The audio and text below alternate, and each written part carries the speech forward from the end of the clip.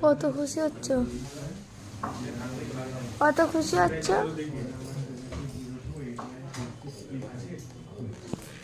যদি একটু ভেঙে যায়, চুপচাপ বসে থাকো এরকম। হ্যাঁ, মুখ কামড়াচ্ছ কেন?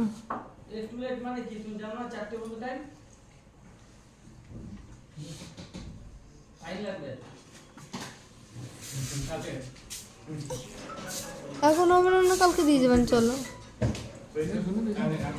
দেখো শুনে আসো, যদি আজকে না হয় কালকে দিয়ে যাবো। বলো তো কে ভয় পাচ্ছে না কেউ? হাত খাচ্ছিস কেন শোনায়? পাপা ওরকম করে না, হাত খাচ্ছে।